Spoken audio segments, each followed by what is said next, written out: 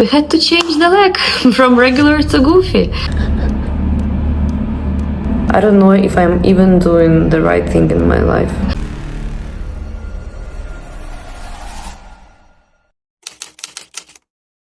We had to change the leg from regular to goofy, and it is a big thing. I mean, we already, without that, had a pretty impressive challenge to actually create a surfer out of me, out of a girl who can't even walk barefooted. Now, in addition to the other challenges we've been having from the start, we have this thing that we need to rebuild, reteach all my muscle memory built for over 20 years of snowboarding as a regular. In a couple of words, because of my feet, because of the trauma I'm having. After the push-up, I need to move my back leg, which is the control leg, to the middle of the board. But on my right foot, I only have 2 phalanges of the big toe, so placing it on the tip point is both difficult and painful, especially when it has to be done fast and on a shaking board. So I have to compensate it with the adjustments, and while I'm doing it, I already lose both balance and the wave. In comparison, when I do it with my left foot back, it feels much more natural. I have the full big toe on that foot, which gives me more control and speed in this movement, so I can be much more precise with my foot placement. It means that I will spend more time on this first level than expected. To move from beginner to intermediate and advanced, I already feel it.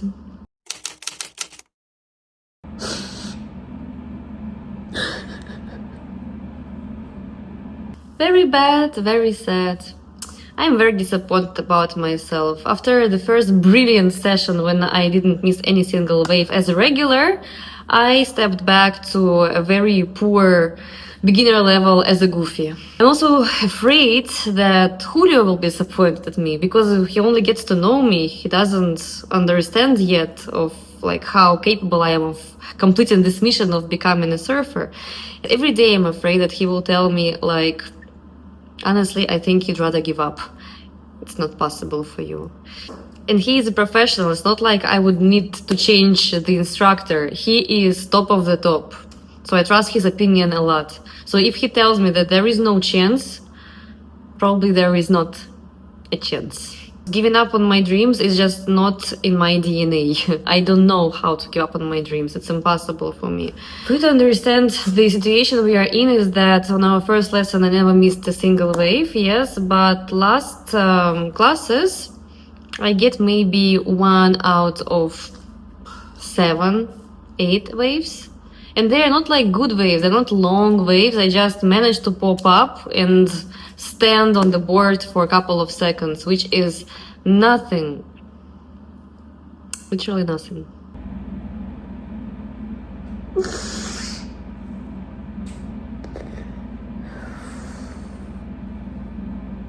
It's exhausting to feel as a failure.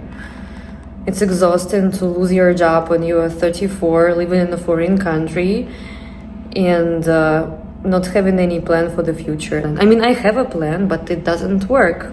Everything I'm doing regarding my life plan just is not working. So of course I start thinking at some point that if I'm doing the right thing in my life, maybe not. Maybe if I'm meeting a lot of difficulties and obstacles on my way, maybe it's not the right path. Who will tell? Nobody will tell. Maybe I should grow up and become more serious and leave this thing behind and go back to Mexico City, look for a job, get back my income, and just focus on my career self-realization. I don't know if I'm even doing the right thing in my life. The only thing I know that even with this mood, even being exhausted emotionally and mentally and psychologically, still every time I wake up and I'm about to go to the ocean, even when I have pain, even today it was my first period day, even on days like this, I still not can imagine canceling my class because I love surfing, I love doing this. Hello from the bottom. We have classes every day. There was one day when we had classes 2 times per day. Also, I train at home. Julio sends me the videos of how to pop up different techniques, so I practice this at home.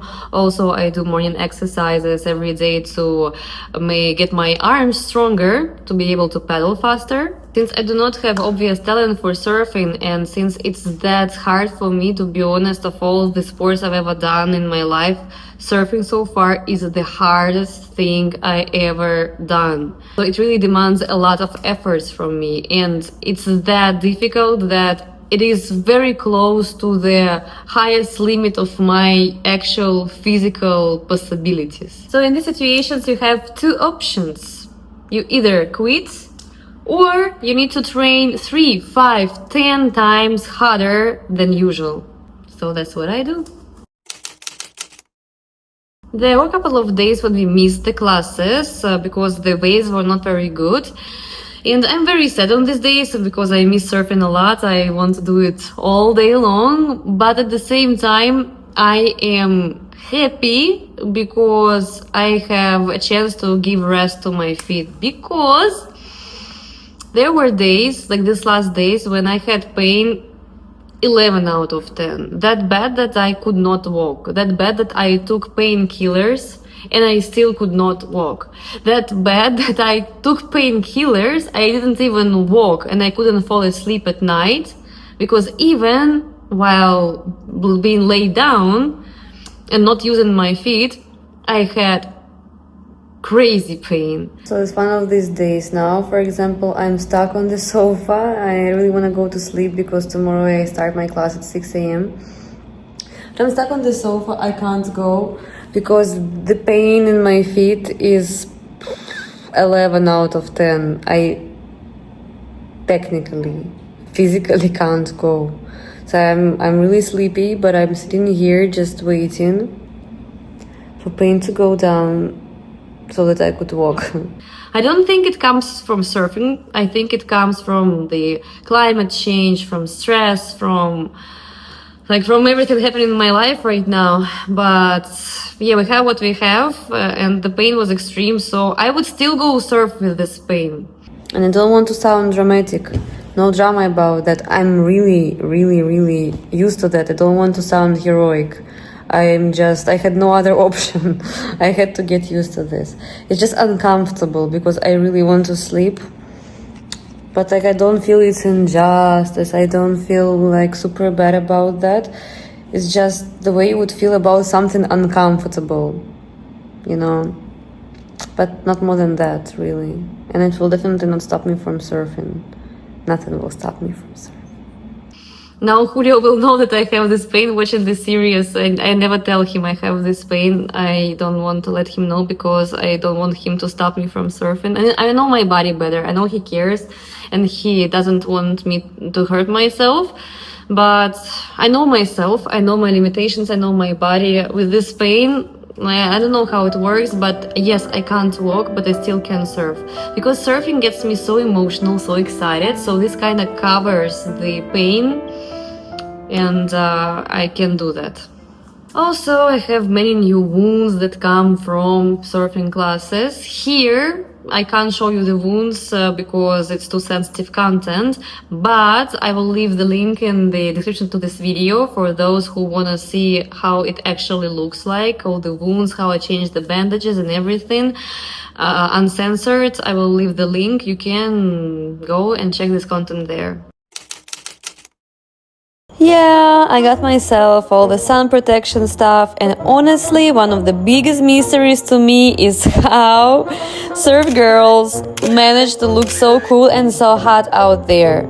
Meanwhile, I look like this every single time, hiding my hair, covering my face from the sun, wearing my student t-shirt because it's mandatory to show I belong to Esmeralda Surf School. And one time I tried to save the situation at least by leaving my hair down, and ended up with such crazy dreads that I thought I might actually have to shave my head. So please don't ask me if I've met any hot surfer guys in the ocean. If I meet someone here, it's definitely not going to be in the water with this look. Because what? Because for me, Sun safety still beats looking stylish. Even though I'll admit looking stylish would be nice. Surfer's philosophy of all the last days is patience. Every time we see the wave coming, I start to like this. Turning my board like crazy. I can't breathe. I'm like in panic. I need to get this wave now or never. But Julio tells me, patience, Katya, patience, you have all the time in the world. He literally says it that slow, and I'm like, how can he be so patient? Like, the wave is already right here behind my back, and he tells me you have all the time in the world. But then he's always right, of course he is, and I always have enough time to do that, and I need to apply this rule to my life. We all need to apply this rule to our lives. So I like this philosophy a lot. It teaches me a lot, and I'm grateful to Surfing, to Julio, to help me with this stress release and becoming more patient. Specifically, I really need this. I got a degree. Took my family, I'll never get a job. Life's so hard.